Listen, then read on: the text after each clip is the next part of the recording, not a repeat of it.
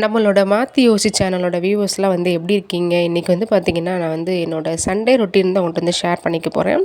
Sunday வந்து பார்த்திங்கனாலே சூப்பராக தான் இருக்கும். ஏன்னா குழந்தைங்கலாம் வந்து வீட்டில் இருப்பாங்க. அதுவும் இல்லாமல் சண்டே அப்படின்னாலே ஏதாவது ஸ்பெஷலான லன்ச் பண்ணி தான் நிச்சயமாக எல்லாருமே வந்து பண்ணுவோம். அதே மாதிரி வந்து பார்த்திங்கன்னா, இன்றைக்கி நான் வந்து வீட்டில் உளுந்தஞ்சோறும் முட்டை குழம்பும் வந்து பண்ண போகிறேன். இது சூப்பரான காம்பினேஷன் சொல்லிட்டு இந்த திருநெல்வேலி பக்கத்தில் உள்ள எல்லாருக்குமே நல்லா தெரிஞ்சிருக்கும். முக்கியமாக வந்து பார்த்திங்கன்னா, இது என்னோடய வீட்டுக்காரர் சைட்லேருந்து நான் வந்து பழகுனதுன்னு சொல்லலாம். அதாவது அவங்களுக்காக நான் கற்றுக்கிட்டதுன்னு சொல்லலாம். ஏன்னா அவங்க அந்த ஏரியா பக்கம் அப்படின்றனால அவங்க சாட்டர்டே சண்டே மேக்ஸிமம் வந்து பார்த்திங்கன்னா தலையில் வந்து நல்லா நல்லெண்ணெய் தேய்ச்சி ஊற வச்சு குளிச்சுட்டு உளுந்தஞ்சோறும் அதுக்கு பெஸ்ட்டான சைடிஷ் வந்து இந்த முட்டை குழம்பு வந்து அவங்க ஆச்சி வந்து பண்ணுவாங்களாம். இது வந்து எப்போவுமே வாரம் வாரம் வந்து சாப்பிடுவோம் அப்படின்னு சொல்லி அவங்களுக்காக வந்து பண்ண ஸ்டார்ட் பண்ணது. அப்படியே வந்து பழகி நாங்களும் எங்கள் லைஃப் ரொட்டீனில் அப்படியே வந்து இது இந்த டிஷ் வந்து ரொம்ப முக்கியமான டிஷ்ஷுன்னு சொல்லிட்டு வீக்லி ஒன்ஸ் வந்து பண்ணி வந்து கொடுத்துருவேன்.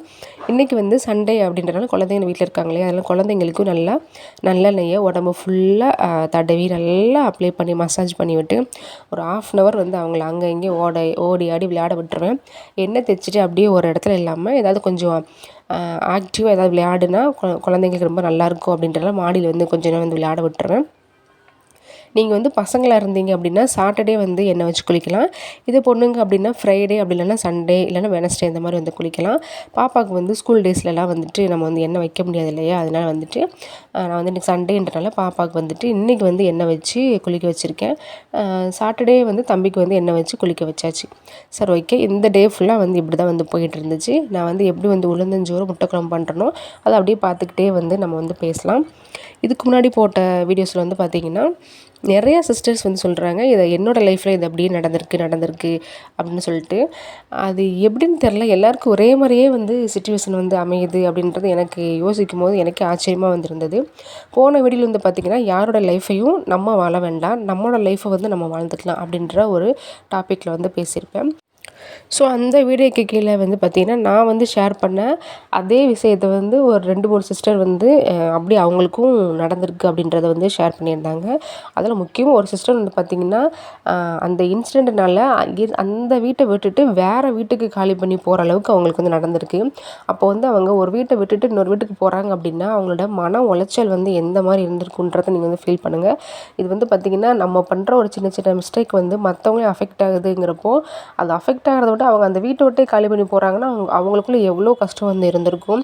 ஸோ அதனால் என்னை பொறுத்த வரைக்கும் வந்து பார்த்திங்கன்னா பொதுவாகவே வந்து நான் வந்து நிறையா சொன்னதை யாரை பார்த்து நம்ம வாழ வேண்டாம், நம்ம லைஃப்பை நம்ம அப்படியே சூப்பராக வாழ்ந்துட்டு போவோம். யாரை பார்த்து நம்ம வந்து பேராசையும் பட வேண்டாம்.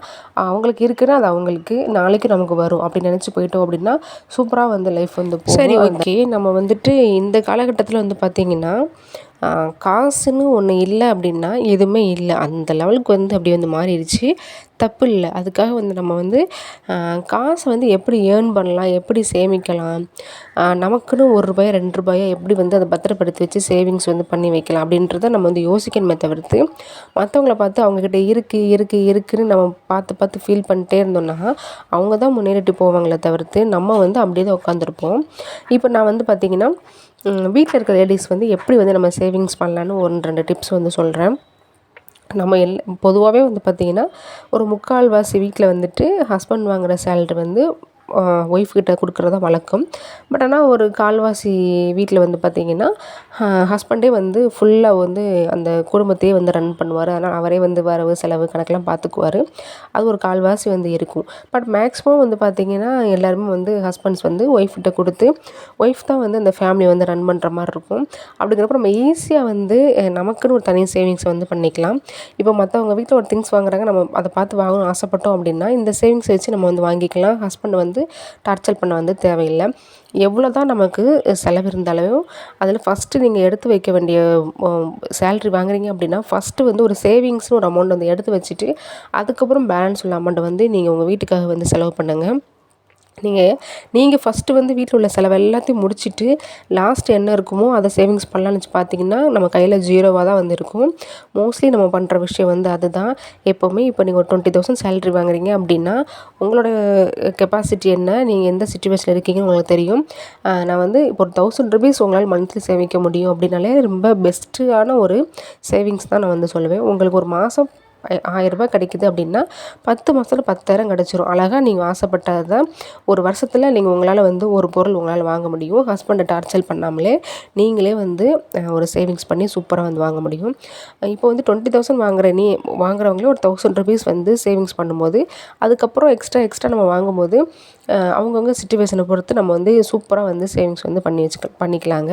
அப்படி மந்த்லி பண்ண முடியாதவங்க ஒரு சிலர் வந்து வாரம் வந்து சேலரி கிடைக்கும் இந்த மாதிரிலாம் வந்து பண்ணுவாங்க. வாரத்தில் ஒரு 500 இந்த மாதிரி எடுத்து வைக்கலாம். இல்லை அது கூட முடியாதுன்னா ஒரு 300 200 நிஜமாக வந்து லேடிஸ் வந்து அசால்ட்டாக வந்து நம்ம கிச்சனில் வந்து ஒரு 500 வந்து வீக்லி வந்து நம்ம வந்து சேவிங்ஸ் வந்து பண்ண முடியும் மனசு வச்சா.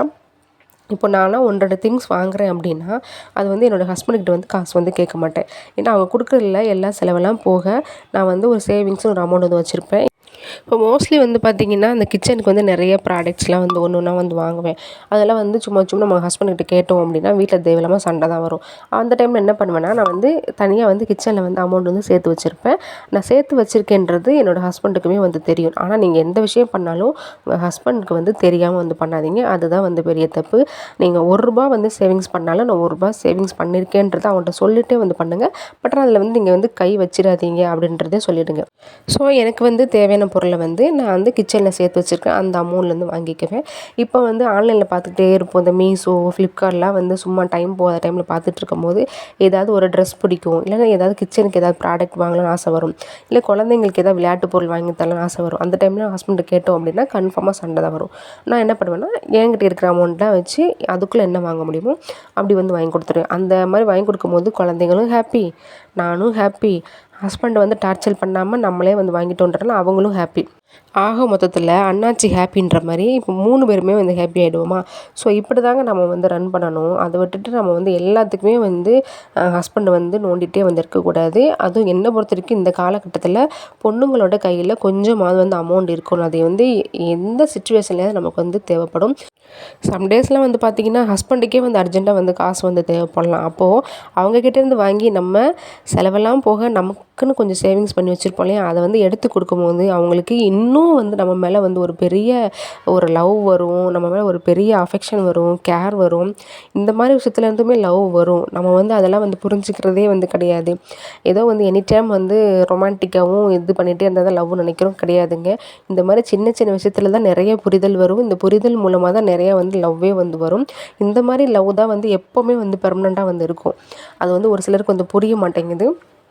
இந்த மாதிரி சின்ன சின்ன ட்ரிக்கை நீங்கள் ஃபாலோ பண்ணி பாருங்கள். அப்புறம் உங்களுக்கே வந்து தெரியும். ஸோ அந்த மாதிரி ஹஸ்பண்ட்கிட்ட கொடுக்கும்போது அவங்க வந்து ரொம்ப ரொம்ப ஹாப்பியாக வந்து ஃபீல் பண்ணுவாங்க. நம்மளை நம்பி இன்றைக்கி ரூ. 1 கொடுக்குறவங்க நாளைக்கு நம்மளை நம்பி ரூ. 2 வந்து கொடுப்பாங்க. ஸோ அப்போ அவங்க நம்ம நம்புகிறாங்கங்கிறப்போ நமக்கு இன்னும் வந்து ஹாப்பியாக தான் வந்து ஃபீல் ஆகும். நம்ம வந்து இன்னும் வந்து சேவிங்ஸ் பண்ணணும்னு ஆசை வரும். நான் வந்துட்டு பார்த்திங்கன்னா பெரிய கார் வாங்கணும், வீடு வாங்கணும், லேண்ட் வாங்கணும் அந்த மாதிரிக்கெலாம் வந்து சேவிங்ஸ் வந்து பண்ண சொல்லலை. நீங்கள் அதை விட இன்றைக்கி ஒரு பொருள் பார்க்குறீங்க, ஒரு ஒரு ரூ. 100 ரூ. 200 இருக்குது. அது வந்து இப்போ வாங்கினா ஹாப்பியாக மனசுக்கு வந்து ஃபீலாக இருக்கும், சந்தோஷமாக இருக்கும் அப்படின்னு நினைக்கும் போது அந்த பொருளை வாங்குற அளவுக்கு நம்ம கையில் வந்து சேவிங்ஸ் இருங்கிறப்போ அதுதான் ஹாப்பி. நம்ம ஆசைப்பட்ட அன்றைக்கே ஒரு பொருளை வாங்கும்போது இன்னும் மனசு வந்து ரொம்ப நிறைவாக இருக்கும். அதனால் முடிஞ்ச அளவுக்கு வந்து லேடிஸ்லாம் வந்து கொஞ்சமாவது வந்து வீட்டில் அமௌண்ட் வந்து சேவ் பண்ண வந்து ஆரம்பிங்க. அதுக்காக ரொம்ப ஆடம்பரமாக செலவு பண்ணாதீங்க. தேவையான பொருளை வாங்கிட்டு மீத காசு இருந்தது அப்படின்னா குட்டி குட்டியாக சேமித்து வச்சிங்கன்னா நாளைக்கு நீங்கள் ஆசைப்பட்ட மாதிரி பெரிய வீடு கூட வாங்கலாம், கார் வாங்கலாம். சிறுதுளி பெருவெள்ளம்னு சும்மா வாங்க சொல்லி வச்சுருக்காங்க. அதனால் பொண்ணுங்க நினச்சா எதுவுமே வந்து முடியாதது கிடையாது. அதுவும் இந்த காலத்தில் வந்து காசு இருந்தால் தான் மதிப்பாங்க அப்படின்ற ஒரு சூழ்நிலைக்கு வந்து நம்ம மாறிட்டோம். யாருக்கிட்டேயும் மரியாதை நம்ம தேடி வந்து போகக்கூடாது. மரியாதைன்றது அதுவாக தான் நம்மளை தேடி வந்து வரணும்.